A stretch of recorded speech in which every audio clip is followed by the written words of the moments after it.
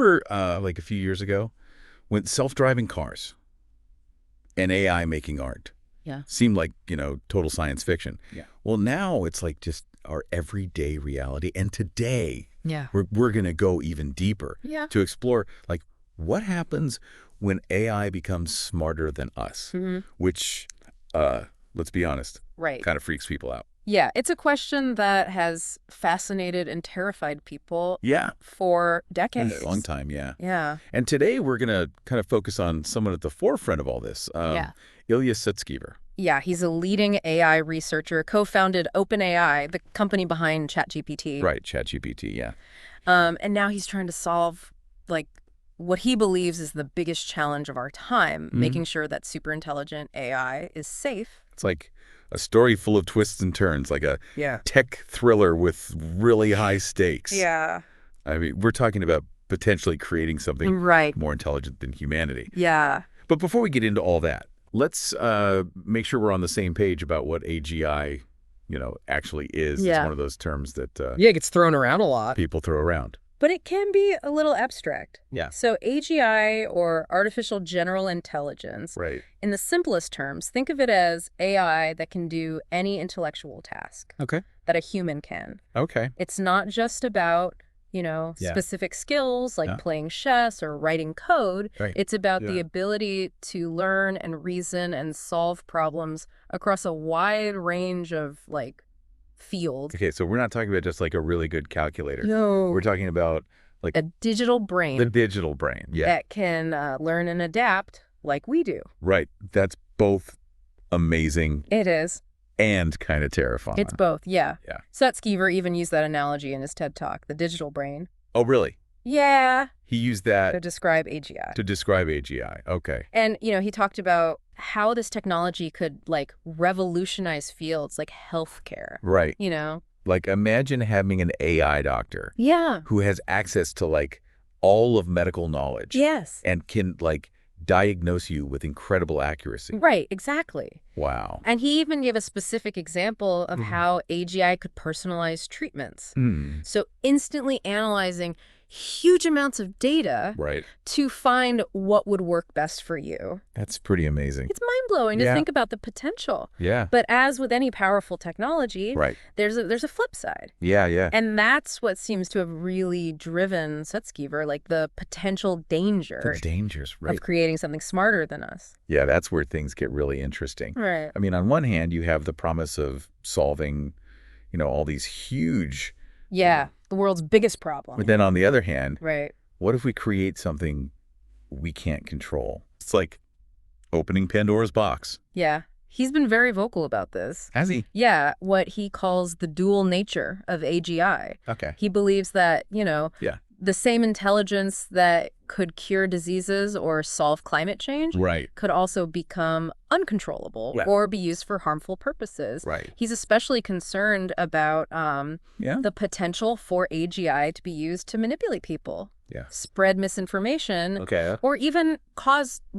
large-scale harm. That's scary. Yeah, it is a chilling thought. It is. And it's not just some vague hypothetical. I mean, Yeah. we've already seen examples of Yeah, like AI being used to create deepfakes Yeah, yeah. and manipulate social media. Right. And that's already happening. Yeah, So imagine that. yeah, But on a massive scale where the AI is actually smarter than us. exactly. That's And this brings us to the drama that unfolded at OpenAI, okay. the company Sutskever co-founded. So there was this growing tension within the company. Okay. Some people, including Sutskever, were increasingly concerned about safety. Okay. Others were more focused on kind of pushing ahead quickly with new products and capabilities. So it's the classic Silicon Valley move fast and break things. Right. Versus Yeah. proceed with caution. Right. And in this case, the things that we could be breaking are pretty significant. Yeah. Maybe even society itself. Yeah, that's a big one. Yeah. So where did Sutskever stand in all of this? So things kind of came to a head in late 2023. Okay. When there was this massive shakeup at OpenAI. Oh, wow. CEO Sam Altman was unexpectedly ousted. Okay. And Sutskever was part of the group that made that decision. Okay. It was a controversial move. Yeah. Yeah, I remember that. He later expressed regret for how it was handled. Yeah. But this whole episode really highlighted, this internal conflict. Right. About how to balance innovation with safety, especially when you're dealing with something as potentially transformative as AGI. Yeah, it's like a fundamental difference in vision almost. Yeah. And that difference in vision led Sutskever to leave OpenAI. Okay. And start a new company. Okay. Focused entirely on tackling this question of safety.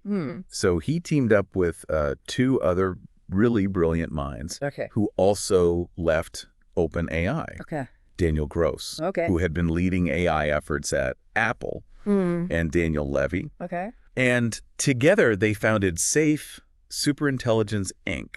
SSI. SSI. Yeah. With a pretty radical mission to develop safe superintelligence systems as their first and only product. Wow, so they're putting all their eggs in one basket. Yeah, it's not about creating the next viral chatbot or productivity tool. Right. It's about solving what they see as the most important technical problem of our time. Okay, but what does that actually look like? Yeah. What makes SSI different from everyone else? Right.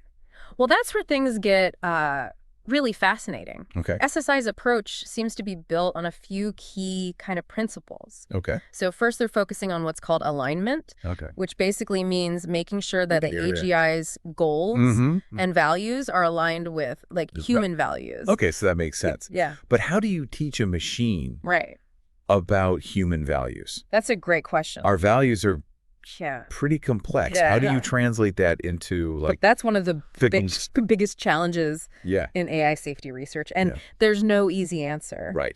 But some of the techniques they're exploring include things like reinforcement learning from human feedback. It's basically a way of training AI systems by rewarding them for behaviors that align with human values. Right. And correcting them when they don't. Okay, so it's like training a dog.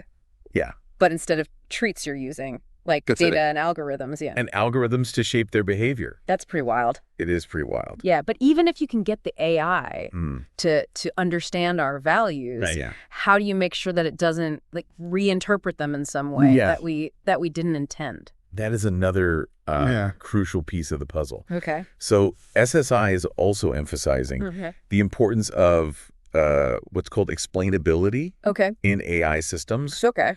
So this means making sure that we can understand how the AI is making decisions, that its reasoning is transparent and traceable. Okay, so imagine an AI system recommending a medical treatment. Right, exactly. Explainability means we can look under the hood and be like, okay, why did you recommend this? What data did you look at? What was the... Exactly. That's a great example. It would make a big difference. Yeah. If you could actually see that thought process instead of just getting a recommendation out of the blue. Right. Yeah. But even with all these safeguards, I think, that question... It keeps coming back to me. It comes back. Can we really control something that's potentially... Smarter than us. It's the $1 million question, isn't it? Yeah. So the idea of an off switch for AI is something researchers are actively exploring. Okay. The technical term for this is a kill switch. Okay. It's essentially a mechanism that would allow humans to shut down an AI system if it starts to behave in ways that are harmful or unpredictable. Yeah. Of course, building a kill switch that would actually work on a super intelligent AI, that's incredibly complex. You have to consider things like the AI resisting being shut down. Right, or finding a workaround. Finding workarounds, exactly. It's like something out of a sci-fi movie where the AI outsmarts its creators. Exactly. And disables the kill switch. Right, and it highlights how high the stakes are here. Yeah. We're not just talking about some... theoretical future. Yeah. These are very real challenges that people are grappling with right now. Right. And it's important to remember that AI safety isn't just about technical solutions. Right. It's about human values Yeah. and social responsibility. Right. And SSI seems to understand this, which is one of the things that sets them apart. Oops. They're not just focused on It's the most powerful AI. They're thinking about how to ensure this technology is used for good. Right. And doesn't pose a threat to humanity. Right. So it sounds like they're taking more of like a holistic approach. Holistic, considering like ethical and societal implications alongside the technical challenges. But they've also been pretty secretive about their research, right? Yeah. Like, what do you make of that? It's hard to say for sure. Yes. They haven't revealed a lot about their specific methods or the progress they've made. Right. Some people see this as a sign that they're being super careful, not wanting to release anything prematurely that could be misused or fall into the wrong hands. Right, yeah. Others, though, are concerned about the lack of transparency. Right. They argue that if even like groundbreaking safety research is happening behind closed doors. Right. It makes it harder to ensure accountability and prevent potential risks. That's a good point. Yeah. It's a tough balance. It is a delicate balance. Yeah. You want to be cautious. You do. And responsible. Yeah. But you also need to be transparent. You need to be transparent. Yeah. And open to scrutiny. Especially with something like this. Especially with something this powerful. Yeah. And this tension between secrecy and transparency is something that, like, we're probably going to we'll see it play out. See play out as this field evolves. Right. It's a reminder that we're still in the very early stages of this. We are. Yeah. There's a lot we don't know. Yeah. But it's exciting. It is exciting. To think about the possibilities. It is. I mean, if Sutskever and his team can crack the code on this, it could be revolutionary. It could revolutionize the world. In ways we can't even imagine. In ways we can barely imagine. Yeah. It's a grand vision. Yeah. And one that's like, it's huge. Worth pursuing. Yeah. But it's also essential to be realistic about the challenges. Yeah. Creating safe AGI is one of the most complex and daunting tasks that's a big one humanity has ever faced. Yeah. And it's not just a technical challenge. It's not. It's like it's a philosophical challenge. It's a philosophical and an ethical challenge as well. It is. Like, if we succeed, what does that mean for us? Right. What does that mean for like our sense of self? It forces us to confront really fundamental questions about what it means to be human. Yeah. What constitutes intelligence? Right. What our role will be. Right. If we're no longer the smartest ones around. In a world where we may no longer be the most intelligent being. It's mind-blowing. It's mind-blowing. It really is. I'm curious to hear more about what you think. Yeah. Like, what does this all mean for us? Right. If Sutskever succeeds, how might that impact like your life, your work, your understanding of the world? Yeah. That's a great question. Yeah. And honestly, it's something I think about a lot. Yeah. You know, if we create an AGI that is truly like safe and beneficial, it could potentially solve so many problems, right? Yeah. Like climate change, disease. Yeah. But it could also fundamentally change the way we work, the way we learn, even the way we think about our place in the universe. Yeah, it's almost like we're on the verge of like a new era. A new era. Yeah. Like a technological singularity. The singularity, where all the rules change. Yeah, where the rules we've lived by for centuries. Right, exactly. No longer apply. Yeah. And it all comes back to this question of safety. Safety. Yeah. Can we ensure that this incredible power is used for good? Right.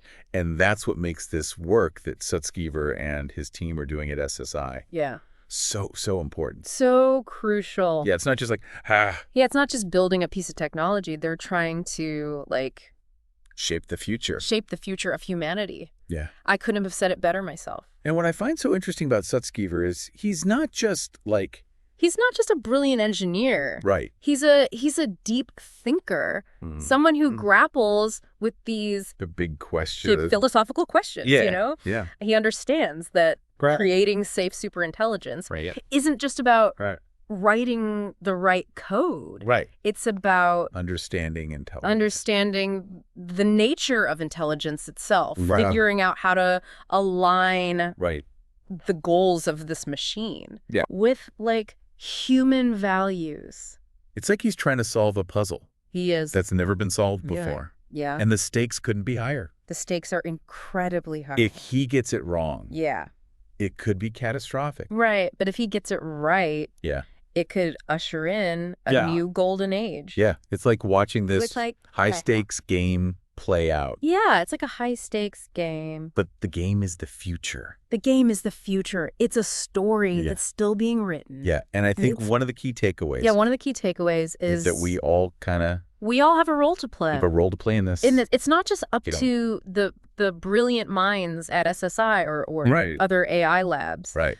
It's up to all of us to be informed, to engage in these conversations, to think critically about the implications. Because ultimately, the future of AI isn't something that's like... preordained. Preordained, yeah. It's something that we have the power to shape it. As a society, have the power to shape. So as you continue to explore this world, remember, you're not just a spectator. You're a participant. You're a participant. Yeah. The choices we make. The choices we make today. The questions we ask. The conversations we have. All these things will influence the trajectory and shape the world. Shape the world. That we and future generations will inherit.